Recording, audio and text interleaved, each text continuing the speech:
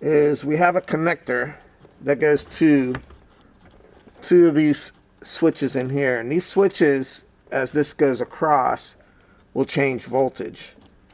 So you can back probe it here, and you're going to see 10 volts on two, and you're going to see 5 volts on one and 0 volts on the other.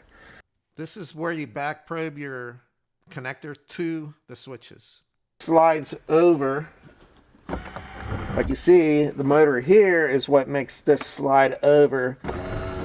When you do this, you have to make sure that these are lined up in the same way all the way to the end. It runs through this cable, and then it spins your shaft here, and that's what makes these move over. And as you see, you can see the top starting to go up. Right when it hits there, it's going to change the voltage in one of these wires here. You're going to have two positive 10, and then the one will change either 250 or 5005. I'll show you the pattern. You can see that the 12 volts stay the same, and the 2 volts will change depending on where the switch is. You got to look right in here. As that's going up, you can see it here going up too. This is the hydraulic pulling it here. If you look right here, you can see where I taped, and I had to rewire a wire that went to the front here. So your hydraulic piston's here pushing this down. Here, you can see it's going down, the hydraulic switch in the back coming there, and then the motor takes over from there. So we have it from here, going back to there, coming here to push on the piston here, then it's switching to the back side here. This is where it's crucial. These are where most of the time, because of the pivot point here, that these wires break. So automatically look at those wires when you see that.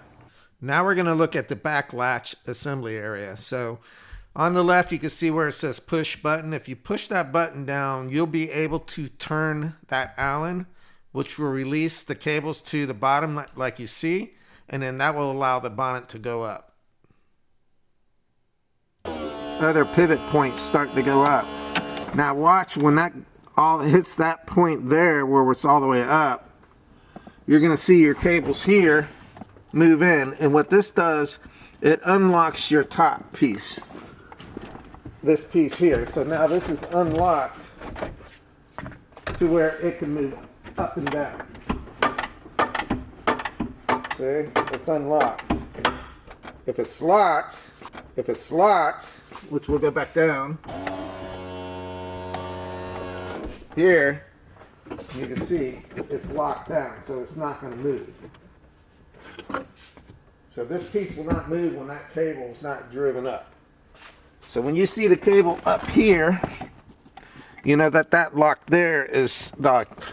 There's a push pin right here where you push on it and it can drop the cable down. That way you can actually manually push pin we were talking about here.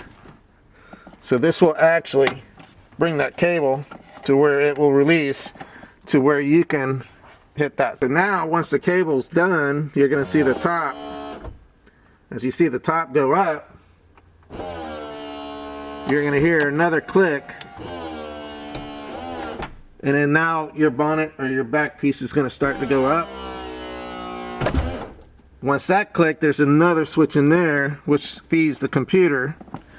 The motor side of the BMW, you can see that the motor, there are two relays. There's one right here which goes to the pump, and then you have one that's behind the glove box that is like the initial power for the pump. If your pump is coming on, you can hear it struggling or whatever, then those relays are usually good.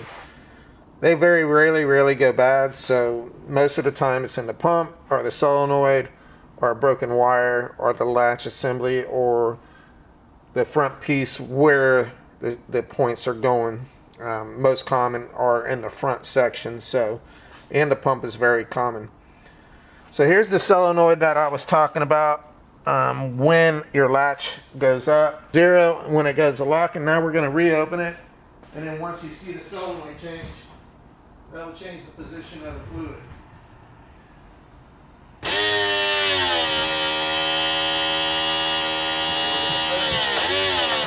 Then we're going to start to do that. And you can see when I go down, you're going to watch the zero go down, or your voltage go down when I go back down.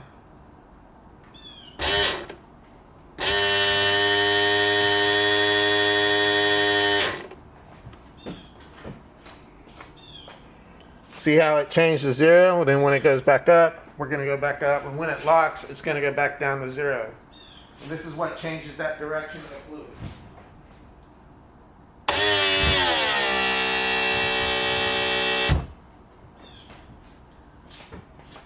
So that's basically how the solenoid works and where it changes fluid at. We're talking about transfer of fluid from here to there, and then the solenoid changing positions. Like this. And we'll just let the top go down. Motors work.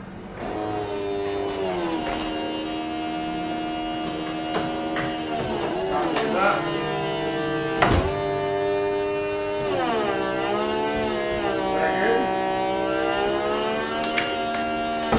Top goes up. And the opposite way. So hopefully this will help you figure out why your top is not working properly with all the locations of everything.